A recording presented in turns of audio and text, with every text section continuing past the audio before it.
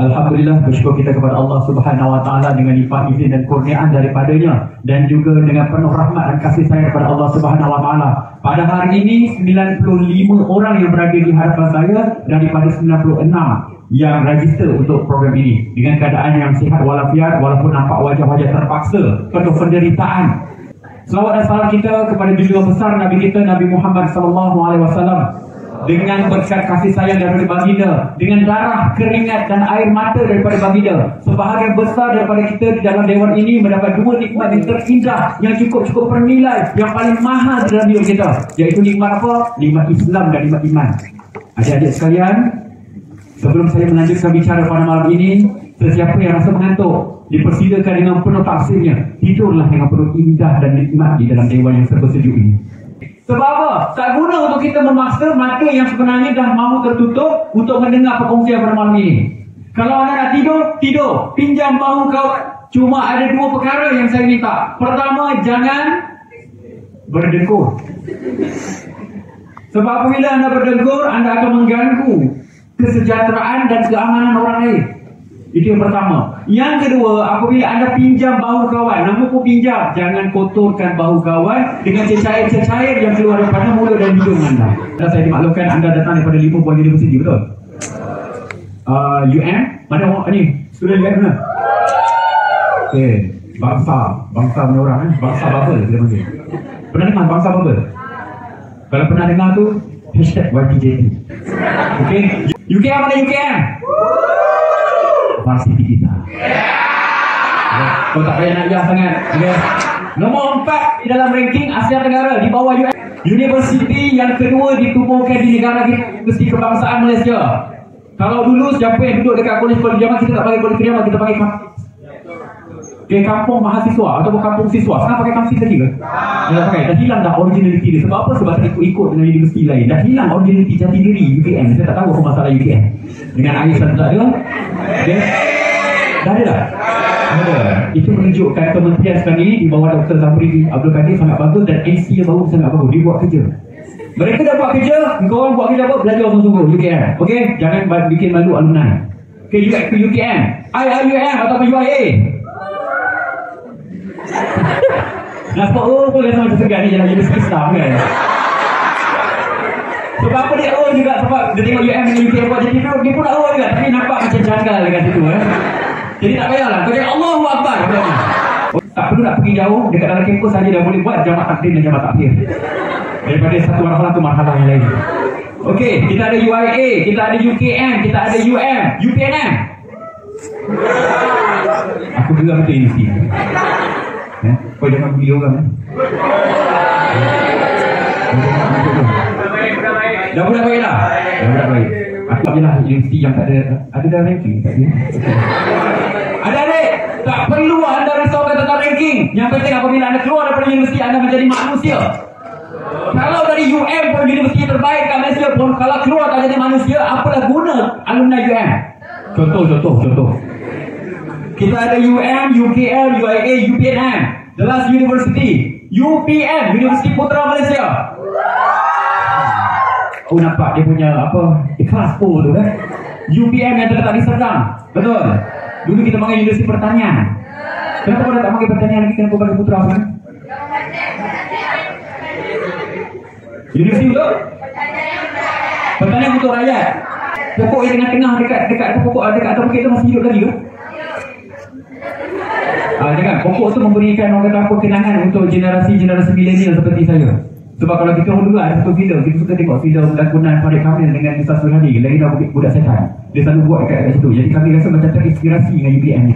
Dan salah sebuah universiti yang sebenarnya judul saya cakap, UKM saya punya alumni, saya mempunyai sense of belonging UKM, tetapi apabila saya masuk UPM, saya dapat merasakan satu aura yang lain. Kurang berhantu. Baik adik-adik sekalian, enjoy pada malam ini. Pada malam ini kita akan laksanakan satu aktiviti yang kita panggil Kahoot. Semua ada telefon bimbit. Angkat tinggi-tinggi telefon bimbit anda. Tunjukkan kepada rakan sebelah handphone anda lebih canggih daripada mereka. Tunjuk handphone anda lebih canggih. Lepas tu cakap tadi tak canggih pun. Aku tu miskin. Guys, Pada malam ini saya akan sampaikan 100% saya punya perkongsian di dalam bahasa Melayu. Saya tak perlu nak minta izin anda untuk menyampaikan perkongsian saya dalam bahasa Melayu, kerana saya tidak memerlukan izin untuk daripada sesiapa untuk bertutur di dalam bahasa ibunda saya, bahasa kebangsaan saya di atas tanah dia sendiri. Okey? Baik, kita pergi ke soalan yang seterusnya. Kefahaman anda tentang negara Malaysia Madani, sejauh mana anda faham tentang Malaysia Madani? Kalau anda tak faham langsung, letak dalam kosong 1. Kalau memang anda lebih faham daripada PMS kita, tak 10. 29% yang begitu faham tentang Malaysia Madani. Nasib baik tak keluar nama. Dan saya boleh katakan 29% daripada semua yang ada ini, dia lebih faham Malaysia Madani ini lebih berbanding Datuk Seri Anwar. Ada 1% saja ini memang tak tahu benda. Tak tahu benda apa betul Malaysia Madani ini. Aku tak boleh berbuat. Aku masih lagi dalam hati aku. Dalam hati aku ini masih lagi satu Malaysia. Kita satu bangsa, kita satu negara. Oh, hari apa lagi tuan tak boleh buat. Ini Najib betul. Baik, kita pergi ke soalan yang seterusnya. Jika anda berpeluang untuk berjumpa dengan pemimpin negara, siapakah pemimpin negara yang anda ingin sangat berjumpa? Nak sangat jumpa dia, nak sangat cium tangan dia, nak sangat dakap jumpa dia. Saya cantik! Guys, tak payahlah, kau masuk dia dalam hadi kelab bas. Cukup. Okay. Move on lah. Ini saya tahu ni mesti perempuan ni. Tak ada orang lain. Move on lah dulu. Datuk Seri Anwar. Okey, Datuk Seri Anwar, Datuk Najib, Tuan Dr. Mahathir Mohamad. Baik, pemimpin negara kita ada berapa orang Perdana Menteri? 10. Saya nak cerita sikit tentang Pak Lah ni. Antara Perdana Menteri yang tidak didendam, antara Perdana Menteri yang ramai tak tahu. Ada 2 orang Perdana Menteri yang ramai tak tahu. Pertama Pak Lah, yang keduanya Tun Hussein. Kalau nak cerita tentang Tunku Abdul Rahman, semua orang tahu tentang Tunku. Tentang Tun Razak, semua orang tahu. Baik, guys, saya nak sebut sikit tentang Tun Abdullah Ahmad Badawi. Jadi, Pak Lah ni apabila dia meninggal, baru semua keluar apa yang dia buat. Kat situ dah tiba-tiba orang kata terima kasih Pak Lah kerana menaikkan gaji penjawat awam sebanyak 40%. Yang mana gaji penjawat awam tak pernah naik pun sebelum ini. Tanpa usaha daripada Pak Lah, penjawat awam tidak akan naik gaji dan seterusnya ekonomi negara tidak akan dapat disirkulasikan. Itu yang pertama. Yang kedua, barulah kita boleh tahu bahawasanya ramai daripada anak-anak, khususnya mereka yang mengambil pengajian Islam, mendapat pendidikan Al-Quran JK itu dengan secara formal. Sebelum ini guru agama atau guru Al-Quran dipandang sepi. Guru-guru agama dipandang hanya lepasan dan kemudiannya mengajar ngaji kita bagilah RM20, RM30. Tetapi zaman Pak Lah yang telah meningkatkan maruah dan harakat guru-guru daripada pendidikan agama ini. Sebab apa? Sebab beliau juga berasal dari keluarga ulama. Ketika ini baru kita tahu, oh rupa-rupanya dari segi ekonomi banyak rupanya pembangunan ekonomi yang telah dibawakan oleh Tun Abdullah melalui Iskandar Malaysia, melalui ECR, melalui NCR, melalui Koridor Sabah, Koridor Sarawak dan sebagainya. Selama ini apabila kita berbicara tentang ekonomi, maka terpampang di dalam kepala kita hanya ada 2 Perdana Menteri yang begitu signifikan. Yang pertamanya adalah Tun Dr. Mahathir, yang keduanya adalah Datuk Seri Najib. Tetapi bila dia meninggal baru kita tahu bahawasanya peranan dan juga sumbangan almarhum Pak Lah begitu besar rupanya di dalam pembangunan negara, yang mana orang semua lupakan. Baik, we move to the next question. Alright, bilakah tarikh kemerdekaan tanah Melayu? Kemerdekaan tanah Melayu 78 orang memilih 31 Ogos 1957, manakala 8 orang 16 September 1963. Alhamdulillah tidak ada yang memilih 13 Mei dan juga 24 Ogos 1911. Baik, untuk soalan ini saya maafkan. Walaupun kekhilafan ini tidak sepatutnya berlaku di kalangan mahasiswa yang sedang dipersiapkan untuk menjadi pucuk pimpinan mahasiswa di masa depan. Korang tahu tak kenapa korang berada di sini? Anda semua adalah pelajar-pelajar yang dilihat berpotensi untuk menjadi pemimpin mahasiswa, bertanding di dalam DRK, pilihan raya kampus. Tak kisah apa parti anda, aspirasi ataupun pro mahasiswa, saya tak peduli itu semua. Ada tak? Saja dia mancing. Memanglah tak ada. Kotak lama memanglah tak ada. Sebenarnya dia punya roh itu masih ada lagi. Hidup mahasiswa. Okey, 31 Ogos 1957 adalah tarikh kemerdekaan tanah Melayu. 16 September 1963 bukan tarikh kena-mengena dengan tanah Melayu, tetapi itu ada satu tarikh yang lain, iaitu tarikh penubuhan Malaysia. Okey, tarikh penubuhan Malaysia, pengilhalan di antara 3 wilayah, iaitu wilayah Malaya, wilayah Tanah Melayu, Sabah dan juga Sarawak. Baik, kita pergi ke ranking. Kita tengok ranking dulu. Syahira Dasuki kembali merampas kedudukan. Ini dia, the power of man. Syahira, kamu Syahira, tunjukkan kekuatan anda sebagai seorang wanita. Wanita yang dilihat lemah, wanita yang rasa-rasanya berada di belakang, mampu menggoncang dunia. Okay? Aiman Roy, naik satu anak tangga. Slow and steady. Okay? Slow and steady. Kita pelan-pelan. Last corner, kita potong siring orang sahabat ini. Fatihah masih lagi selesa di kedudukan nombor 3 dan nombor 4. Nurin berada di top 5. Jadi top 5 ni masih lagi orang yang sama. Yang lain-lain tak ada rasa nak fight? Tak ada. Ya, okey kan. Macam aku jawab kan. Baik. Then science politics has to speak with the three correct answer. Ya, kita tahu the science politics dia kita tahu. Nak menunjukkan bahawasanya 3 kali dijawab betul-betul. Okey. Baik, kita pergi ke soalan yang seterusnya. Apakah peristiwa yang telah berlaku pada 24 Ogos 1911? Tak payah aku cerita tentang 24 Ogos. Tahun itu pun dah tahu dah.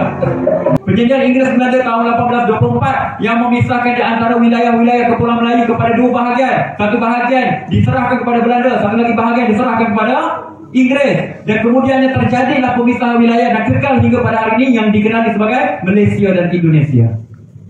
Ada ramai orang-orang Melayu yang berada di Jambi, yang berada di Riau, yang berada di Batam, Kepulauan Riau. Okay, kebanyakan mereka adalah Melayu, bertutur seperti mana kita, tetapi berwarganegarakan Indonesia.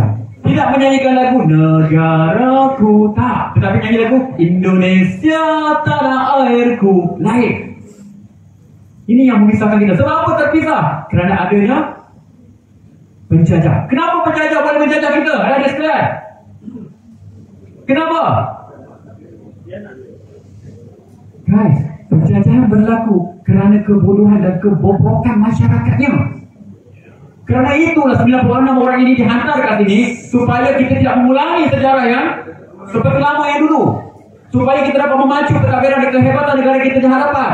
Kerana apa? Sejarah itu ramai menyatakan sejarah itu sifat berulang. No, sejarah tidak pernah berulang adik-adik. Tetapi yang berulang yang tidak pernah berubah adalah sifat manusia. Kerana itulah sejarah itu kerap kali berulang. Sebab apa? Manusia tidak pernah belajar daripada sejarah. Dan apabila kelas sejarah, apabila cerita tentang kenegaraan, maka mulalah setan-setan bergayutan di mata-mata anda. Tidurlah anakku, tidurlah. Sedangkan itu perkara yang penting. Sejarah. Tanpa sejarah, 95 orang yang berada di hadapan saya ini tidak akan wujud. Betul? Betul?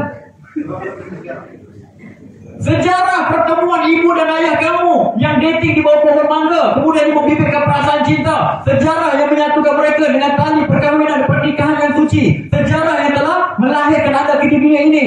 Dan dengan sejarah anda telah berjanji dengan Rabbul Jalil bahawasanya anda ingin menjadi manusia yang mengimarahkan dan memakmurkan dunia ini. Tetapi apabila kita berbicara tentang sejarah, kita menganggap bahawa sejarah itu tidak penting. Buat apa belajar sejarah bukan dapat kerja pun. Adik-adik sekalian, anda bahkan menjadi pemimpin dunia ini, negara ini dalam tempoh 15 tahun, 20 tahun akan datang berada di tangan anda. Bagaimana untuk anda mencorakkan? Dan Adi mengatakan untuk melihat negara 15 tahun, 20 tahun akan datang, lihat para pemuda dan pemudi pada hari ini. Sekiranya anda tidak mampu untuk meletakkan dan memberikan suatu pengharapan kepada kami yang warga yang dah pertengahan ataupun yang dah tua nanti, maka kami risau negara ini akan kucak-kacir dan rosak binasa satu hari nanti. Baik adik, kita pergi ke soalan yang seterusnya. Berapa lamakah negara kita pernah dijajah? Baik adik, 446 tahun negara kita telah dijajah. Berapa banyak penjajah yang telah menjajah negara kita? Apa dia yang pertama sekali? Portugis. Betul. Kedua, Belanda. Yang ketiga, Inggeris. Yang keempat, Jepun. Dari kata 45, ada yang kata 5. Yang kelima apa? Inggeris balik tak? Inggeris lah. Macam Perdana Menteri kita ada 10 Perdana Menteri, tapi bagi saya ada 9 sahaja Perdana Menteri. Tapi kalau orang tanya, Perdana Menteri kamu ada berapa? 9 lah. Yalah, takut Tuan Mahathir tu lagi 2 kali. Ada 5 ada di sebenarnya. Pertama sekali Portugis, yang keduanya Belanda, yang ketiganya orang selalu lupa. Siam, Terengganu, Kedah, Kelantan, Perlis pernah di bawah jajahan Siam. Tapi kita terlupa. Sebab apa? Sebab perut dan kepala otak kita dipenuhi oleh tom yum. Tak boleh hidup tanpa gerai tom yum. Bila saya orang sakit berlampau. Pasal apa? Kenapa? Sebab orang Siam balik negara dia. Kita pergi kedai Siam. Bang, orang Siam, obalah dia. Ambo bukan orang Siam. Ambo orang Patani gitu. Orang Patani pun tak suka disebut orang Siam. Betul? 446 tahun kita dijajah adik-adik oleh 5 kuasa. 446 tahun kita yang berada di tanah Melayu, di Sarawak dan juga Sabah tidak mempunyai maruah. Selama 446 tahun maruah kita diinjak-injak. Kita tidak langsung boleh mampu mengangkat muka kita, standing, berdiri sama tinggi, duduk sama rendah dengan bangsa-bangsa lain. Selama 446 tahun kita hidup di bawah tapak kaki orang. Tetapi tahun 1957 maruah itu dikembalikan semula kepada kita. Dan pada hari ini tahun 2025 kita sedang memacu ke arah kemajuan, walaupun negara kita masih lagi belum maju. Tetapi adik-adik, kemajuan itu hanya pinjaman. Sekiranya anak-anak muda pada hari ini masih leka dibuai mimpi dan masih lagi mengharapkan subsidi. Ni daripada hujung atas sana sampai bawah sini, daripada hujung bawah sini sampai atas sana. Ini semua adalah wajah-wajah peminta-peminta dan penagih-penagih subsidi. Betul? Betul tak? Ya betul, saya adalah pengurus subsidi. Masuk universiti dengan subsidi. Ada pinjaman. Ada scholarship, betul? Ada.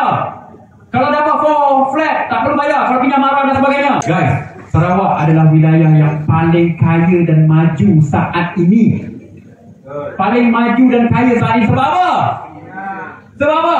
Bukan. Sebab kunci utamanya less corruption. You have to know, okay, the source of our problem is corruption.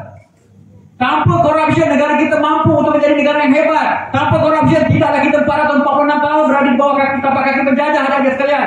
Sebab apa? Apabila kita berbicara tentang korupsi, rasuah, kita selalu terfikir berkenaan dengan terima dan memberi duit dengan haram. Tetapi kita lupa, tidak menepati masa juga corruption. Salah guna kuasa corruption. Tidak menjalankan amanah corruption. Berlakon dengan ceramah sedangkan mengantuk corruption.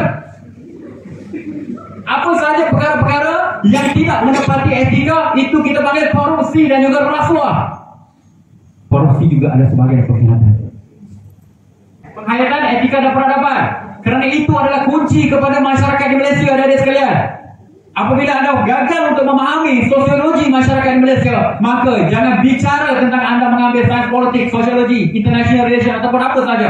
Kerana setiap subjek di bawah social sciences, okay, especially anda perlu tahu, anda perlu mempunyai the deep understanding about national resilience. What is about national resilience? Ethnic relation. Kekuatan daripada dalam. Ini yang membuatkan jatuhnya negara kita selama 446 tahun. Okey, kita pergi ke soalan seterusnya. Apakah yang anda faham tentang perlembagaan Malaysia? Okey, this is very important for you to understand. Okey, ini saya nak ambil masa sedikit lah. Okey, ramai yang menyatakan bahawasanya, saya tidak bersetuju apabila negara kita meletakkan perlembagaan persekutuan sebagai undang-undang tertinggi negara. Sepatutnya undang-undang tertinggi negara kita adalah Al-Quranul Karim, hadis Rasulullah SAW.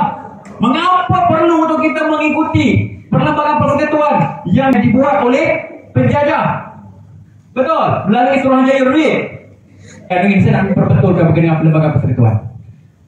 Ada yang pernah dengar Sahifah Madinah? Piagam Madinah. Pernah dengar Piagam Madinah?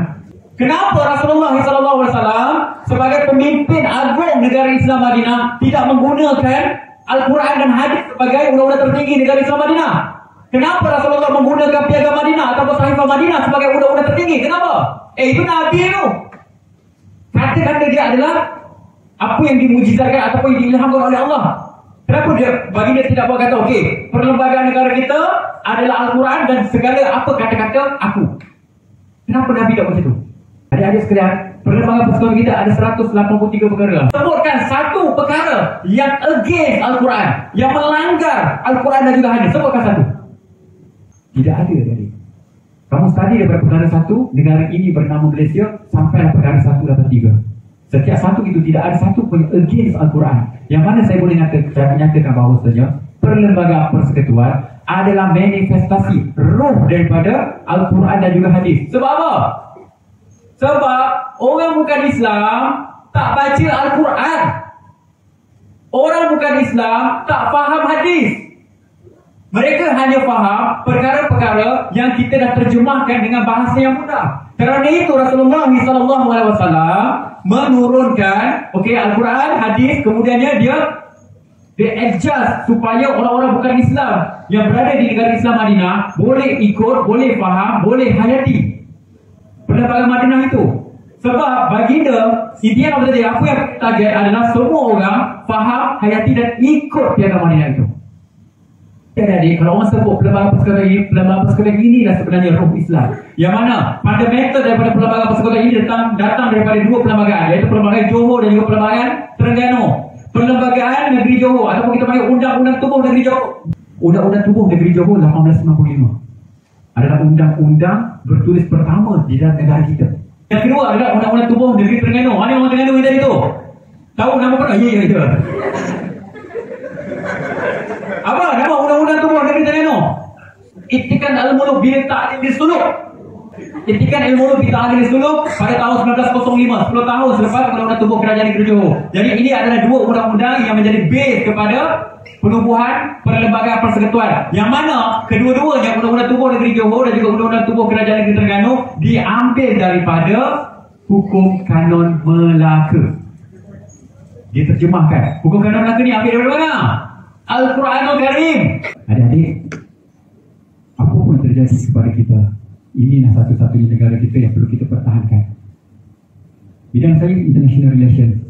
Saya akan melatih dan mendidik anak-anak atau pelajar-pelajar. Kemudiannya apabila mereka bergraduat daripada UNIMAS, mereka akan menjadi pegawai kerajaan. Mereka akan menjadi diplomat. Mereka akan menjadi ambassador. Mereka akan menjadi PDD, pegawai takbir diplomatik. Mereka akan menjawab jawatan-jawatan tertinggi. Sekiranya diplomat, ambassador, PDD ataupun pegawai kerajaan tidak mempunyai jati diri kenegaraan, maka akhirnya akan hancurlah dasar luar negara kita.